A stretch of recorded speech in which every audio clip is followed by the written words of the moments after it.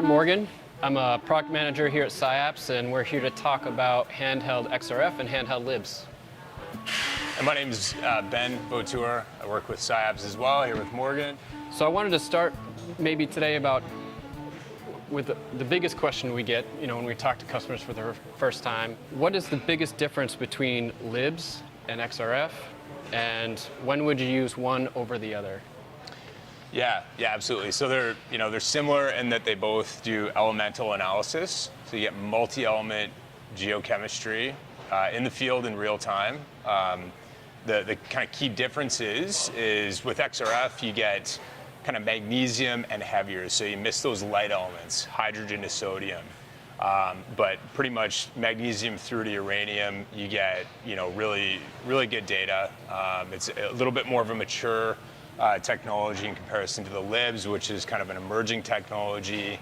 I think what you're saying is like this is sort of established. Lots of people probably know about XRF. Maybe less people know about LIBS. This is a little more cutting edge, maybe. Would you say that? Yeah, I'd definitely say that. So, one of the big differences is with XRF. You've got a spot size that's fairly small, about 1 centimeter in diameter or less. With LIBS, it's actually much smaller. It's on the order of 100 microns, and so it's really microanalysis. It allows you to, spatially target discrete minerals, and that's really useful in a lot of different applications. So the spot size, are you saying that in a sample like this, you could actually pinpoint, like a small grain and potentially measure the chemistry of that one grain, even if it's really small? Exactly, yeah. So you can imagine the possibilities. A lot of the time, the geologists, if they're looking at a rock, some minerals are easy to identify, others can be tricky. One of the things that LIBS does really well is, you can be sure that you're targeting a specific mineral, and it'll give you, really quickly, within about a second or two, some good clues as to what that mineral might be. So it's not going to fingerprint and tell you this is feldspar or this is spodumene, for example, but it'll give you some really good clues as to what that mineral might be. And I think the other important thing to mention about LIBS is that you kind of mentioned this before, but the lowest atomic number you can measure with these guys, the XRF, is 12 for magnesium. And over here you can measure lithium, you can measure carbon, you can measure oxygen, you can see emission lines for all these really light elements, and that kind of opens up the whole world of what you could do portably in a handheld. Do you have any, Ben, I'm curious, as a geologist, what have you seen as kind of like the most groundbreaking applications for the LIBS? Yeah, for LIBS, a lot of the users are lithium explorers and producers.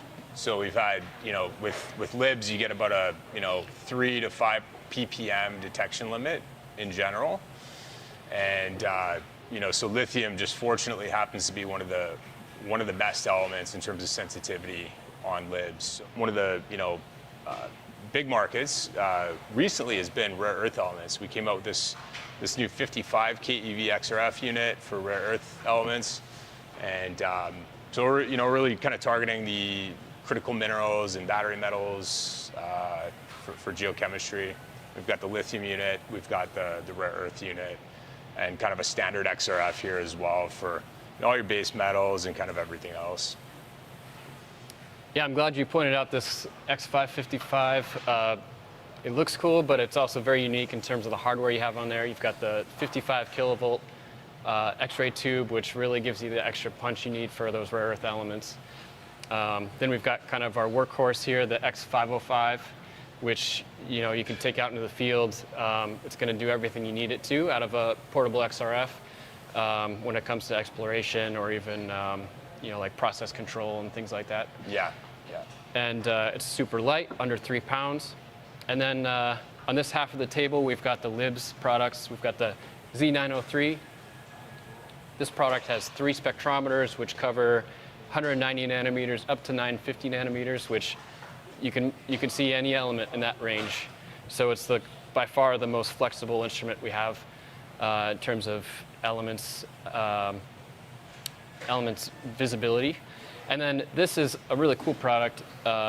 This is our lithium-only LIBS. So it's a lot thinner, a lot lighter.